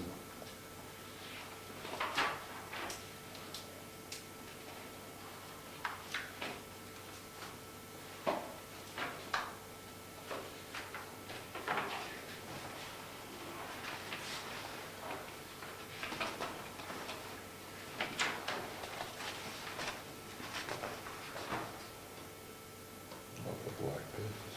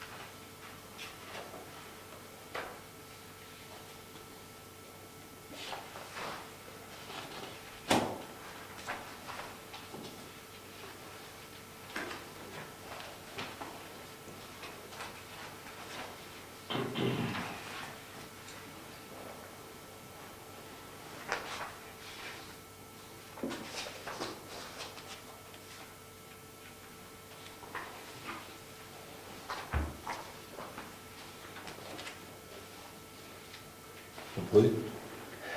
Did the attorney indicate if any or all of, if any of these she would consider substantive changes that need to go in front of the voters? So I think I found 5 that seemed to be real changes to the zoning that are not just required by where our zoning was illegal previously, right? Those ones are really just, I think, would be administrative changes that, Right.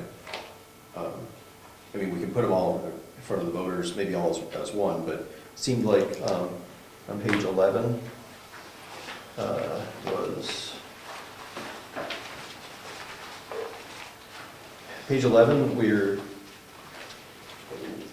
the current zoning says no more than one multifamily structure permitted per lot. And the suggested change is there shall be no more than 1 unit per half acre, which would, so it's basically, the current zoning says you can't have more than 1 structure, 1 building with multiple families living in it, and the proposed change is that you can't have more than 1 unit for every half acre. So that would limit the size, the total size. So if you had a 100-acre lot, you could put 200 units of multifamily housing on it, whereas before, you could put as many units as you want, or currently, you could put as many units as you want, as long as it's all in one structure. So I'm not sure whether that would be considered a substantive change or not. Also on page 14, we've created some the changes around the special exceptions for the ZBA can do.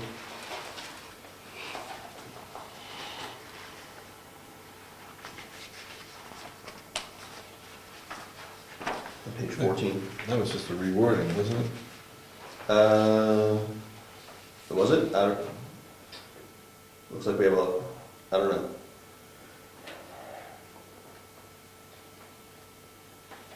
Well, we got rid of redundance. Yeah, it was just a rewording.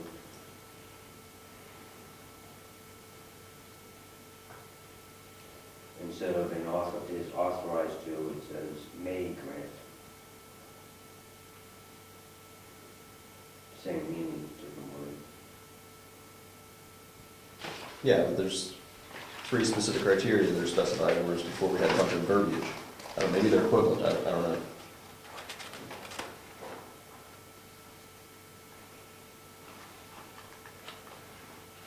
Anyway, so also on page 16, under the manufactured housing, there's two changes there. One is, well, I'm not sure what, recreational campgrounds or camping parks, is that equivalent to travel trailer parks? Yes. You looked it up, okay. So that is equivalent then? Yes. Cool. And then the second, this thing about actually allowing camping in trailers or living in RVs. There's adding this exception for not more than 6 months.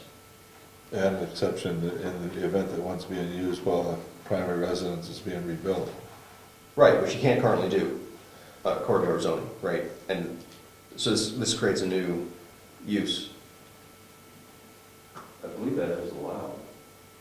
The selectmen have been allowing it, but our zoning doesn't allow it. it hasn't been specifically stated. Right, it's not clear the zoning. No, it's clear that it's not allowed. Well, right, okay. I think we've all We agreed. have a history that is different from our zoning. Right, and this would Clarify, it makes it all. this codifies what we've been doing, and I think that's a good thing. But it is a change to the zoning, is I guess my point, so. And then, page 33, what's on 33? The 6 months and the 12 month of abandonment. We're sticking with the published 12, we just, I believe Laura said on that we can make it whatever we want, substantive change, it being a substantive change. Well, so you suggesting the manufactured housing that goes on a warrant? I'm just asking the question, I think her suggestion, if I recall, her suggestion was even for the things that we're clarifying but not changing the meaning of, Yeah. that we should probably just group those all together and put them on a warrant article, get it approved so there's no question. If there are some things that a court would decide were substantive, then we're covered, because the voters would have approved it. So we could do this all as one, we could take the position that none of these changes are substantive, and therefore we don't need to have a warrant article to change them. I don't think that was Laura's recommendation. I think her recommendation was, you're not just fixing grammar in one place, you're fixing a bunch of stuff, bringing it in line with state law, things like that. I think the question would be, do we want to lump all of these together in one warrant article? Or some of these changes that some people might object to, and rather than have the whole thing be voted down and still have the mess that we've got, because somebody doesn't like a particular thing, do we separate those out into separate articles? Well, the only one I see is camp and trailers on number C. Well, that, and also the one on page 11 is also a substantive change. It changes the whole dimensions that you put in a multi-family unit. As Rob said, the proverbial skyscraper versus, have so many units per. Well, you can't have a skyscraper because I think we limit it to just 35 feet above grade. Is that what? Stories, isn't it? Feet. Yeah, feet, not stories. Just throwing it out there as the absurd, but one in Article 6 on the manufactured housing is definitely substantive. Yeah. Back to number page 11, we have A and B. A dictates you need a 5-acre lot, 250, blah, blah, blah. Then B says no more than one lot and a half acre. It's no more than, so B is talking about density of units. So you can have 10 units in one structure, right? If you can have 10 units on one structure, or 10 units on a lot, Yep. then that means you have to have at least a 5-acre lot. If you want 50, units. So it's units versus,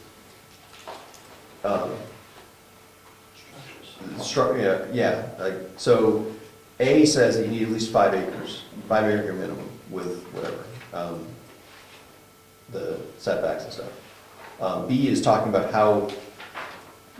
how many families you can pack in there.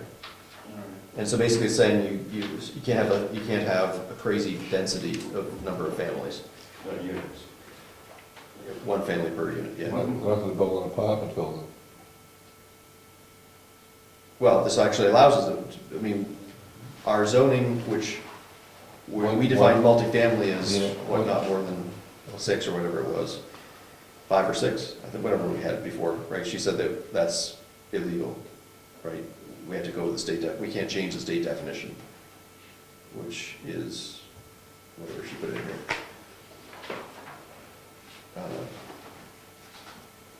So those two need to Shall we go, find- those two need to go on a warrant article. Well, I think we can,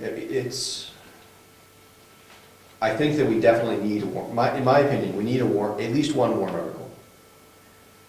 Probably a lot of these changes we don't need to, but we should probably just include them in a warrant article. The question would be, do we want to split this into multiple warrant articles? And I think the reason you would do that is if you think that one of these changes is controversial enough that people are gonna get upset about it and want to vote it down.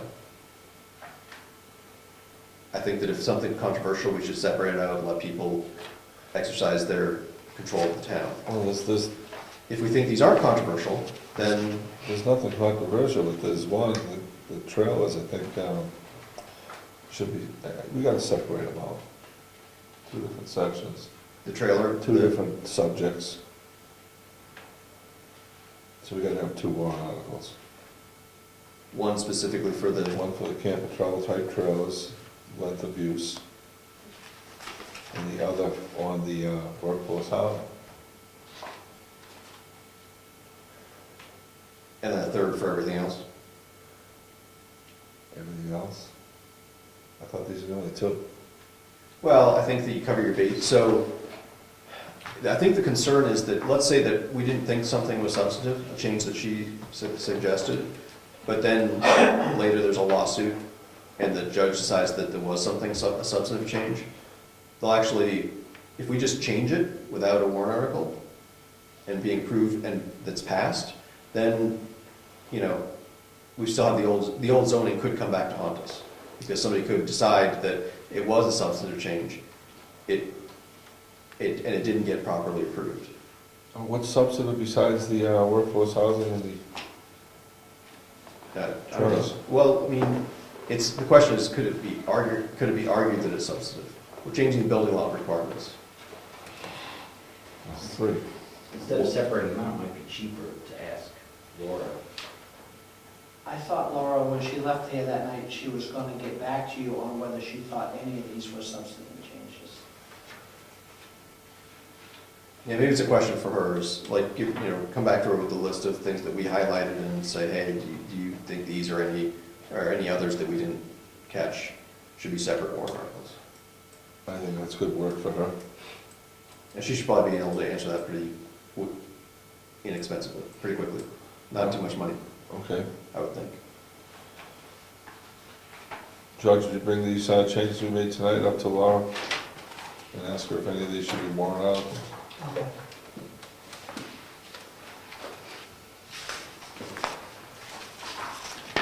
So Rob, your question regarding the campgrounds, camping parks, RSA 216, says the campsite of a parcel of land in a recreational campground or camping park rented for the placement of a tent, recreational vehicle, recreational camping cabin for overnight use of its occupants. And it goes through and it talks about recreational campgrounds, pickup campers, recreational trailers, tent trailers. It gives all the definition in that RSA. So kind of what you're asking about. Cool, thank you. Yeah, it wasn't in the small. And that was right there too, and then into the phone. That'll be in next year's, Yeah. next week. So if we're gonna get back on these substantive changes, we're not gonna schedule a public hearing on that yet. We'll put it back on old business next time. Okay? We're in October now, so we've got November, December, we got time, I think. Yeah. Well, in November, we'll have the answer from Laura for that meeting.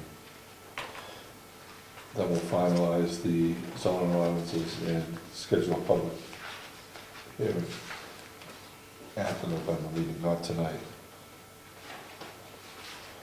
Okay?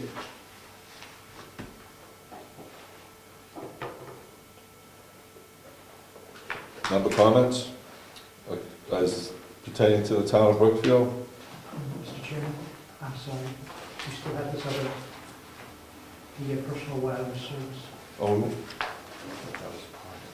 All right, I asked earlier if that was gonna get, did, everybody look through that for changes, right? Yeah, I didn't see anything that looks, you're supposed to just, That's gonna get incorporated into this, right? That's what I understand. Okay.